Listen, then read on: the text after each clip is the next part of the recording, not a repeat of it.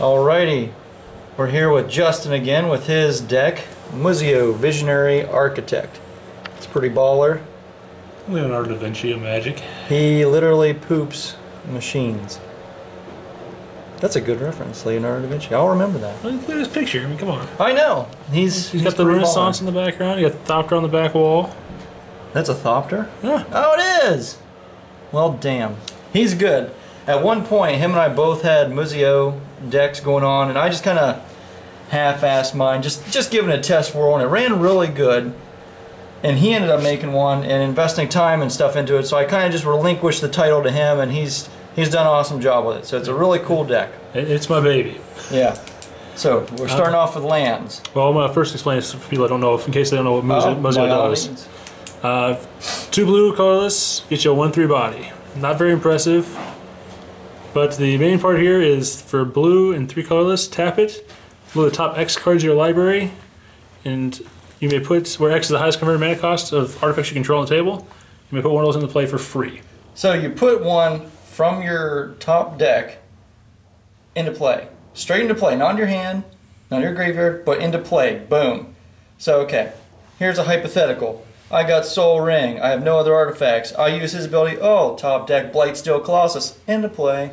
I've had that happen. Boom. Yeah, it happens. Shit happens. So, I mean, that's the strength, I think, of Muzzio, is just able to cheat things in. If you get stuck at 4 mana, it's not really a big deal as long as you can get an artifact.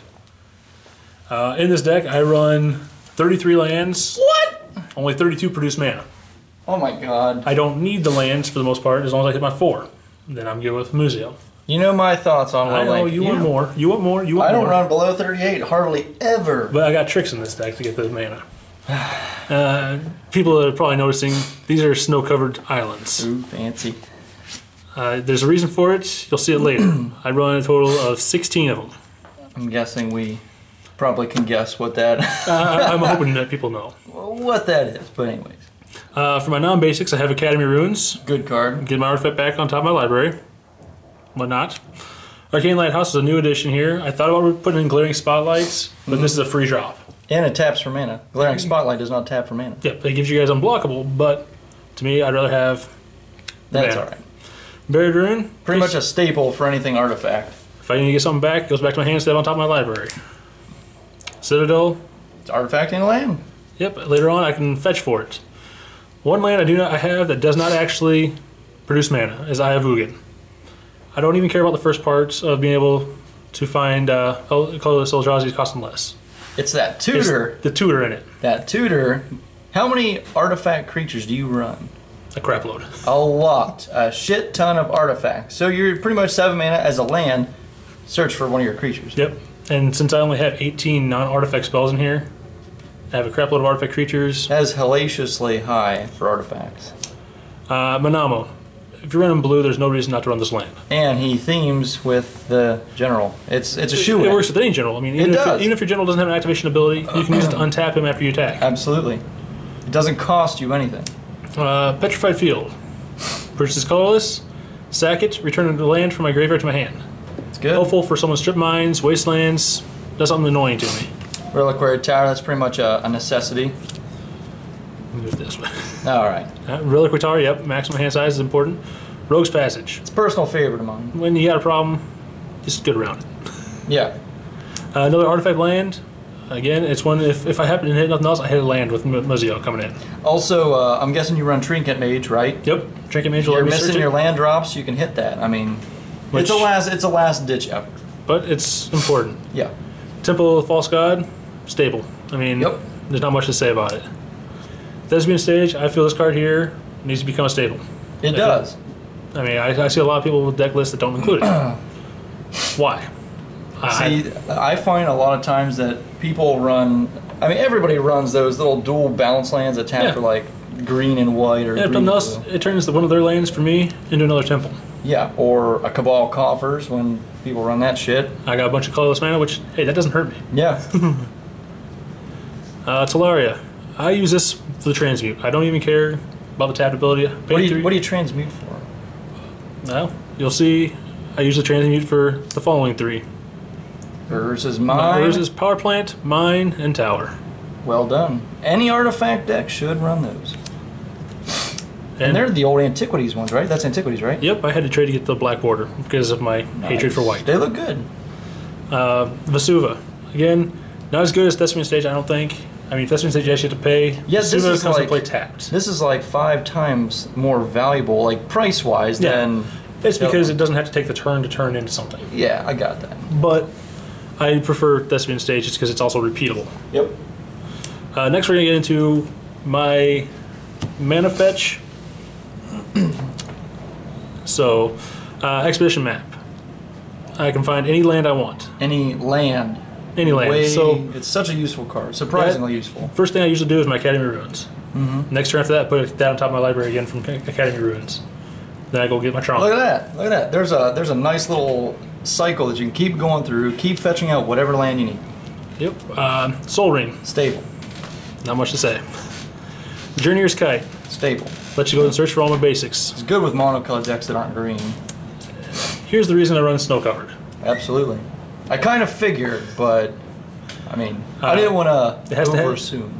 It doesn't help my opponents unless they are running Snow Covered as well. And not many people think about going to get Snow Covered lands. You're right. Well, it depends. Well, I mean, that's starting to hit more and more in our play group. More and more people are doing a lot of Snow Covered. people are starting to go towards the snow lands just for these stupid reasons. But so you ruined my cards. Yeah, my bad. I broke it.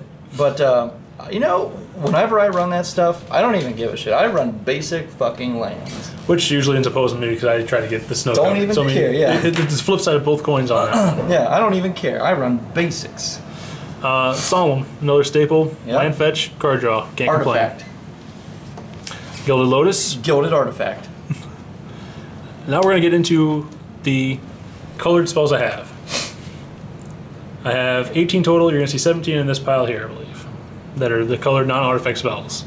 Start off with Rhystic Study. That's a necessity. Yeah, it is. Most people tend to not to pay, which that's a bad thing. Not for the first like 8 to 10 cards you draw from it, and then after that they're like, wait a minute. Wait, I have the extra mana. I'm gonna pay the one. I have the extra mana now after you've gotten a handful of choices. I just paid 3 mana and got like 8 cards off of it. Okay, go ahead and pay all the mana you want. Destroy EDH it. version of Brainstorm. Yeah, destroy it. Fabricate. It's a tutor. I'll go find what I want.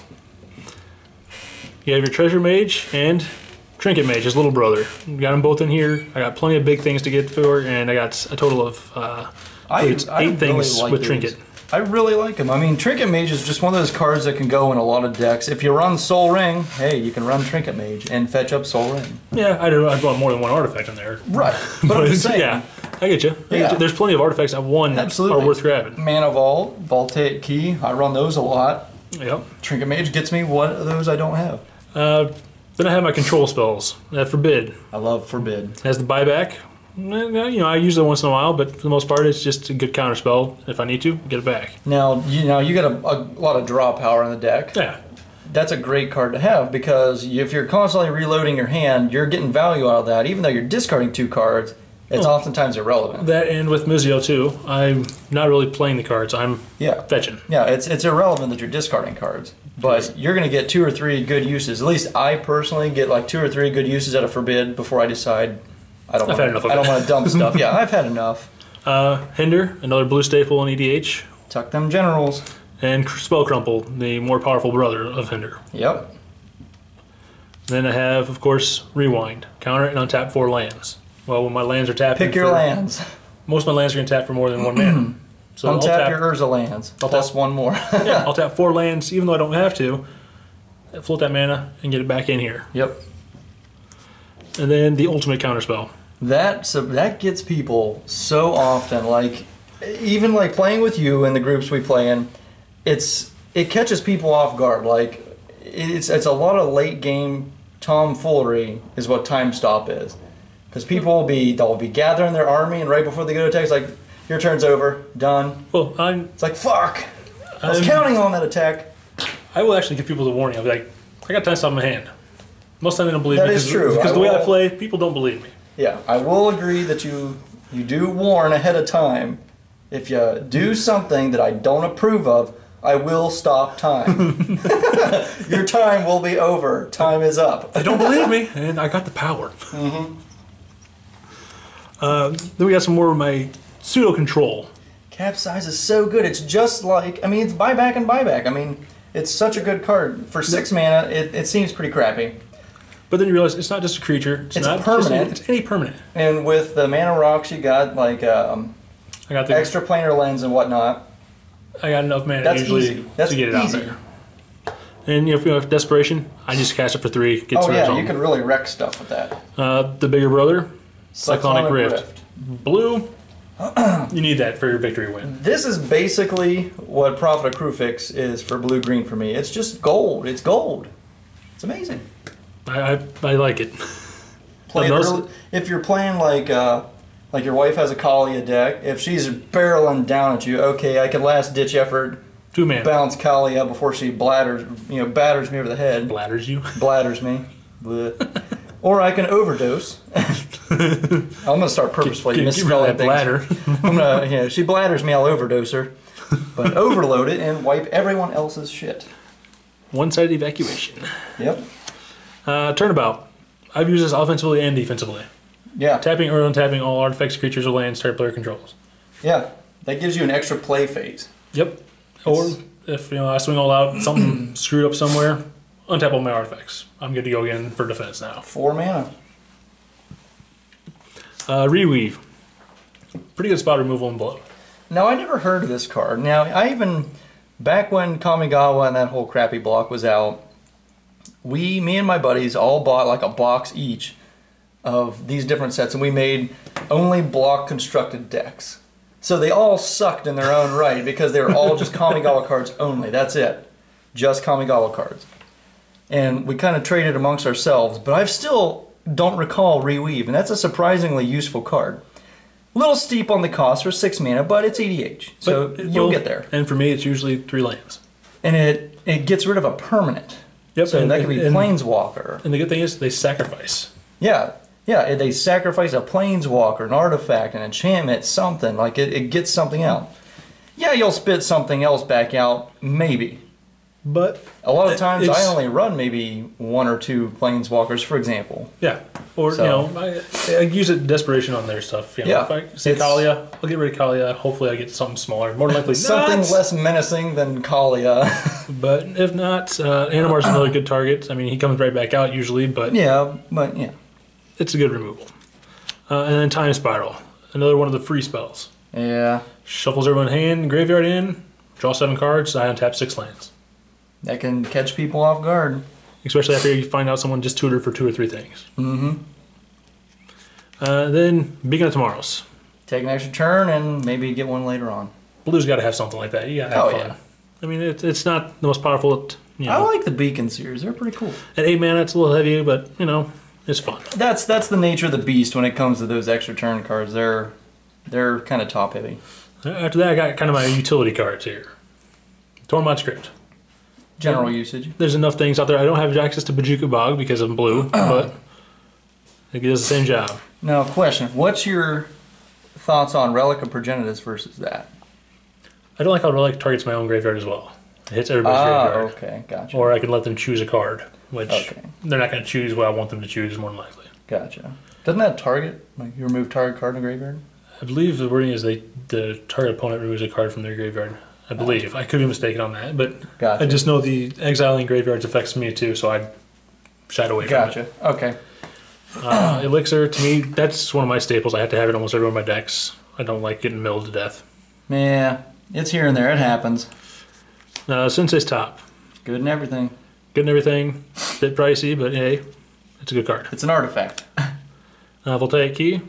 I'll get an extra use out of something of mine for 1 mana. I love that card because back in the day, I played against a guy that ran like the old like Urza Saga like artifact deck, and he ran a bunch of Grim Monoliths and those. And I was like, oh my god, that's an amazing combination. Like, I'll get a crap load of mana. Jesus, like he just hammered us. Lodestone Golem. Non-artifact spells cost 1 more to cast. It's a pretty decent sized creature too. It doesn't hurt me, slows my opponents down. And another thing, which when I ran Muzzio and I ran him in it, the 4 casting cost is something to take note of. 3 and 4 casting costs in Muzzio is a very key mana cost for artifacts because then it gets Muzzio going into bigger stuff, 6 and 7 drops, and then into the really big stuff. Until you get to 10, 11. Yeah, exactly. I mean, it all starts from the 3 and 4 converted casting cost of artifacts. That's the pivotal point in Muzzio. That's why you see, like I have 33 lands and 18 non-artifact spells. Yeah. After you hit 3 to 4 converted mana cost of artifacts, that's when you really start to dig and pull out the big stuff. So, that is important. I'm glad you pointed that out. Absolutely. The unwinding clock. Untap all your stuff. Yeah. There's not much else to say there. How many artifacts again? A lot. If I did my math right, it should be 48 or 49. A lot. So basically you untap about half your deck. Yep. With unwinding clock. That's pretty good in my opinion. With the Orrery, my mana rocks let me play spells on their turn. And you took out the other one, the ley line, right? Yep. The blue ley line that gives flash all your stuff. Yep. Even though you can because that's an artifact. Yep. Even though you can get the ley line for free. Sense. This right here. That's an artifact. It's an artifact. It plays into Muzzio's theme a little bit more. It does, and that. And I didn't feel like crucial casting cost 4. So that makes sense to me. Then a Chroma's Memorial. It's a fairly new addition I put in here. That right there pretty much will close out a game. But it saves them from my creatures from red, which is one of the big guys red when it comes comes to taking out artifacts is red and green usually. Get rid of one of them, plus just having flying. Trample, haste. There's not a lot of big flyers with artifacts. Right. So to get some, like I said, it'll close out a game all on its own. You drop that, and the game, somebody's going to be dying. So I mean, Platinum Angel, I consider it a utility card because it's not really a beater, but it's nice to have out there if you're in desperation mode. Yeah, I mean, absolutely. Do you run Platinum Empyreon? Because I know we talked about it, I can't remember. Nope, I don't. I don't have one. But would you? I would probably run him over her, to be honest. I would too. I see her as a liability. And every time I play, I find that she is stolen. More fragile. True. And the Imperium, you can't lose life. You can't, if he gets taken care of, you're still the same life total you were before. She gets taken care of and you're at negative 35. Yeah. It's game over. Yeah. Platinum Empyreon's way better. My opinion. I like him better. Don't have access to one right now. Gotcha. And then in an artifact deck, you gotta have the Forge and a Chroma's Memorial if you're running artifacts. There's no reason not to have the Forge. You'd be silly if you don't. Silly. Now that's something fun to Muzzio off of. Them 4 casting costs of cards, so I look at the top 4, it's like, oh shit, oh there's a 9-drop going into play for free. Yep. Now we're getting into my protection type stuff and safety. Gotta keep that Muzzio alive. Keep Muzzio alive, keep my big bomb creatures alive and safe from being stolen or destroyed or whatever, exiled. See, people that have played a Muzzio deck before, or played yours or mine or something, like, the first few times I played, I noticed nobody really bothered with Muzzio. Then after the first couple of games, they're like, okay, we have to get rid of Muzzio. That helps, both that and the Nirok Stealth Suit. The Stealth Suit's in here because of the attach. Yeah, that's a pretty cool ability to be able to do that at instant speed. Yep. That can really save stuff. Shroud. It's not, doesn't have the haste, but hey, Shroud. Spellskite, another safety device in this deck. Absolutely, he's so powerful. I'm just not realizing most of my safety devices are 2 mana cost. Yep. The Wizard Replica doesn't seem that big, but he's actually kind of a threat when you put him out there. 3 mana gets you a 1/3 flyer. Not scary. Right. The blue just to counter a spell for 2. It makes people slow play a bit more. What's your thoughts on the Nirok Replica, the one that for 2 mana sack it bounce a creature? It's alright. I just prefer the Wizard one. I was looking more at the flying as I'm lower on the flying in this deck than I am in other decks. I mean, there's that casting cost again. 3, that's a big thing. But he's also got flying, so he's a chump blocker, if you need it. Yep. Or if somebody's not paying attention, which you're always going to catch somebody who's not paying attention, counter something for 1 mana. Yep, people have to actually play around him, which can be somebody's not going to pay attention. After that, now we're hitting into the search and cheat things in. Little old copper gnomes. Copper gnomes, pay 4 mana, take any artifact from my hand, and cheat into play. Basically, Muzzio's ability, but from my hand. Yeah. It themes with the deck, and it's great. Well, it's great. I chose them over Quicksilver my Amulet because it's any artifact versus a creature. Mm-hmm. And the Amulets brings a lot more hatred than a one-time use effect does. So. And he's a body versus the Amulet's usually just a target. Yep. Scarecrow. If I need to, draw a card by sacking him, or bring things back from my graveyard into play. I never noticed that. That's a huge ability. Like, I never really paid attention. I thought it was just, 1 mana sack a Scarecrow, draw a card. Okay, it's not that great. Well, not that bad. I mean, Yeah, 3 cost, 1/2. If you're doing a tribal deck, it wouldn't be bad. But then return an artifact creature from graveyard to play. That's awesome. That's awesome. Yeah. And he's only a 3 cost to cast. Yeah, pivotal 3 cost. Master Transmuter. That's pretty much a necessity if you're running blue and artifacts. I like to do it with my Spine Ishsal, which you'll see later in the deck. Oh, yeah. Just blink that in and out by itself. Or bring in a land and put out something bigger. I mean, I like to use that with the Inkmoth Well or Wellspring, Ichor Wellspring, something like that. Ichor Wellspring and Mycosynth Wellspring. The ones that get your land and everything. Yeah, you can draw a card if it dies or leaves play or enters play or whatnot and get a land. I like those. Yeah, I don't run those ones in here. I think you've kind of transcended those. Those are small time artifacts. I like to piddle around with them, but you're kind of in the big leagues with these guys. The Forge Master. Another cheat in. Sack a couple irrelevant, unnecessary artifacts, which you're going to have it when you have almost 50% of the deck being artifacts. Find something big. Find any artifact I want, put into play. Boom. Darksteel Forge. Boom. Actually, the last time I used it, it was for Blightsteel Colossus. You can go with Greaves, swing for the victory. Boom. So, yeah, it's scary. Planar Portal. Don't have access to very many tutors in blue, but I got colorless tutor. I find that I never really used mine whenever I ran Muzzio, but it's still good because you'll get that off at least twice. Yep, and before somebody pops it. The 6 mana cost. Yeah, it's not that bad. It's it's one of those ones that will probably be replaced, but hey. Right. Next we're into my board wipes. Blue doesn't really have a board wipe to deal with things, so you gotta have something. I'm going back to my artifacts again. Guess what? It themes, and it's 4 casting cost. Holy cow! Comes into play tap, but holy hot dogs! But hey, you know what? I'll destroy something. Hell yeah! They have the O Stone again. Even better. No, I usually don't save things. I usually just blow it up. I don't care. Yeah, that's how I feel. I'll get it back. And then Perilous Vault. It's a little bit more difficult to deal with this one and play at times. I have to find ways of manipulating my own artifacts to not even exile it. To minimize the damage done to you by the exile all non-impermanents. That's tough. But if I'm sitting there floundering for some unknown reason, you need to reset the board. You sit on resets the board. You're good. It gets rid of gods. Yes. And it gets rid of those Planeswalkers for good. Crystal Shard, alright. This is my spot removal. Okay. I mean, Crystal Shard, yep. 1 blue, bounce unless they pay 1. A lot of times I catch people off guard with it. Yeah, now what do you find that you bounce of your stuff? Usually a creature, if there's a board wipe or someone targeting it, or save something. Basically save it, whatever's necessary to be saved. I didn't know if, well, I mean, I'm guessing you run Duplicant, right? Yep, I've done that before too. And you run Solemn, so those are excellent targets. Yep, I've done that type of stuff before. Proteus Staff. That's something that people play around. They really do. You have that out there, no one wants to play their general. Yeah, it's a deterrent. People don't want to cast anything good because they're like, oh, you're going to tuck it. And they'll get something worse. And then they're going to waste something destroying Proteus Staff when they should have saved it to kill Muzzio or something like that.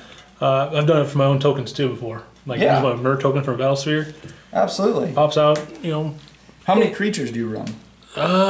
Didn't take the count of that actually. Darn it.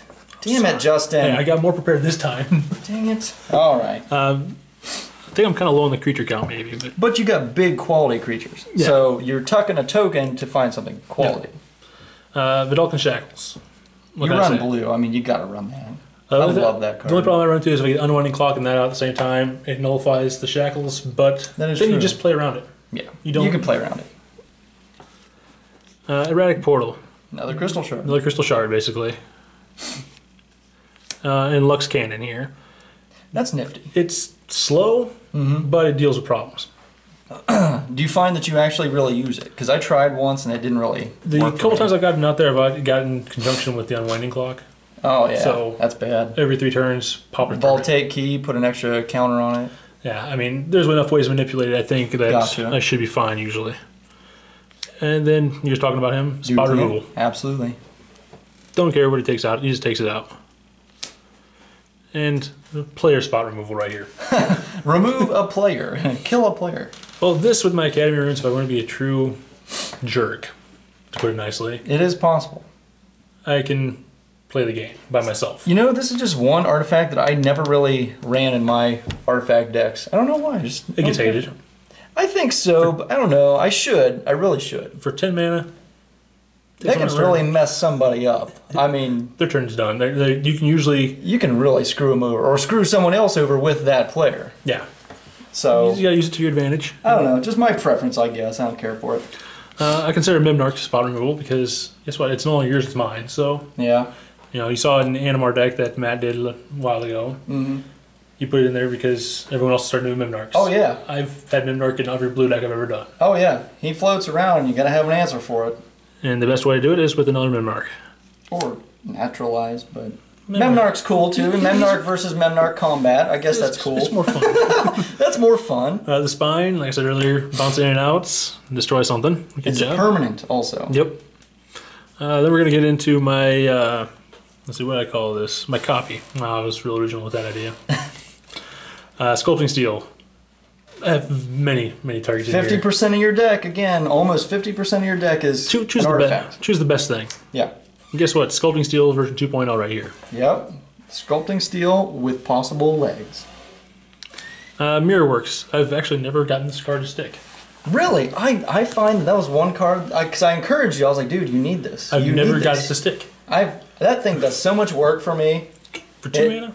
It provokes so many board wipes for me, for artifacts. Yeah, I've never got it to stick. It's gone before my next turn. Because it's awesome. Copy something that you're Muzzioing. It is a cheap card. It's only like 42 cents. So yeah, it's amazing. If you're doing artifact heavy decks, run it. It gives you an extra copy of whatever artifact you're playing. Yep. That's amazing. It's Ferrari for artifacts. Stolen Identity. Put a copy into play, something. What's great is you can put it into play and then cipher right onto that if it's a creature. Absolutely. And then every time you're popping somebody with that creature, get a copy. I find that 90% of the time I'm doing my own mana rocks. And I'm just ramping mana. I'm doing like Gilded Lotus like 2 or 3 or 4 times. I think I've gotten like 4 Gilded Lotuses before somebody finally board wiped. I'm usually that guy and do the Colossi. There you go. I mean, there's a lot of things you can do. I'm that guy. Then we're going to get to my beaters here now. Ew, Master of Ethereum. You don't like him. I don't. That's okay. But that's all right. The number of artifacts I have in here for 3 mana, he's more than likely going to be a big guy. And it's pivotal. Pivotal 3 mana. And he pumps my other artifact creatures up. Not so big, but you know what? He'll get big quick. 3 mana. And again, 50% of the deck is almost artifacts, so. Steel Hellkite. It's kind of a staple. Yeah. Artifacts. Not much to say about that, other than run it. I'm going to a different topic, but we got this idea of making dragon decks. I'm definitely including that. I better see this in everybody's dragon decks when we make them. I'm going to be pissed. It's not a dragon deck if you don't run Steel Hellkite. Okay. I better see them. Soul of Phyrexia. New Phyrexia. I picked this up before I got my Darksteel Forge. Thought it'd fit the niche. It works fairly well. I mean, nothing else. It's a 6/6 body for 6 with trample. Oh yeah. 5 more, make things indestructible. Everything, not just my artifacts. Yep. So. And it works from your graveyard. So if you have to toss it to Forbid or. Yeah, you get a one-time shot out of it for 5 mana. You get a one-time shot that can really save your ass, especially with the board wipes you run. Wormcoil Engine. That's pretty much a staple. If you don't have yeah, there's no need to say anything. Mirror Battlesphere. I kind of feel it's also a staple for artifact decks. Well, yeah, you're getting 4 free damage usually a turn with it. Oh yeah. Because you're gonna tap those mirrors to pump them up, which does that damage automatically. Then you also, or you have 5 bodies for 7 mana. See, the one thing I like about this versus Pentavious is that it puts those out there right away. Yep. I know you kind of get more with Pentavious over time, and they're flyers, which is that does change things. But this puts them out right then and there. Yep. I like that. I run them both in here. Yeah, absolutely. And you should see. Dun, da, da, da. Pentavious. Put them in here. Makes blind blockers that you can block with and bring them right back in. Or you can Proteus Staff it into Mirror Battlesphere. I mean. Yep. As I said, there's uses. There's uses. Yeah. Pretty much got to have it. The big baddie. He's not, he's the little brother. When you can cheat things into play, why not run it? Yep. And then, of course, he's banged up, isn't he? That's all right. He's indestructible, so it doesn't matter how bad a condition is. Then his big brother. Big old nasty Blightsteel frickin' Colossi. And yes, I know I complained about Infects a crap load. Everybody complains about it, but everybody runs it. That's my thoughts. I got to the point where I got tired of getting killed by it. guess what? You can't beat him, join him. And you can't get any better than that. Yeah, he hits play, shit's going down. And by shit, I mean some other players going down. With shit in their pants. Yeah, with shit on the pants or in the pants. That's the last thing you do when you die. Yeah. You should crap yourself. So, hey. Usually it's infectious poop. Get a nasty infection. Next, I have my Planeswalkers, which you should be able to guess one of them, I hope. Tezzeret the Seeker. Da, da, da, da. So my thing is, okay, what even the fuck is that? What is this? That's his arm. That's not. This is an arm. What is that? An arm. That's not a hand. That's like a. I'm still. I don't know the story behind Tezzeret. I don't know the story behind that plane because everybody on that plane, it's like Esper, has these weird, funky appendages. It's an appendage. It's not even an arm. It's a thing. Well, what is that? I don't know. But he's necessary. I don't care about his last ability. The first two are the two relevant ones. Oh yeah, I mean. Untap 2 artifacts. Yeah. Or search my library for an artifact with X's. What else do you need? I don't care about making my stuff artifact creatures become 5/5. Nope. I don't want to risk half of them. Even if you get one good 4 casting cost or less tutor out of them, that's usually more than enough to kickstart you off. Yep. And the newest addition to the deck. Ugin, the Spirit Dragon. I haven't got to play with him yet, but the main reason he's in here is his plus ability is removal. Who'd you kill to get that? We don't speak about such things. Oh, yeah? But plus ability, 3 damage to target creature or player.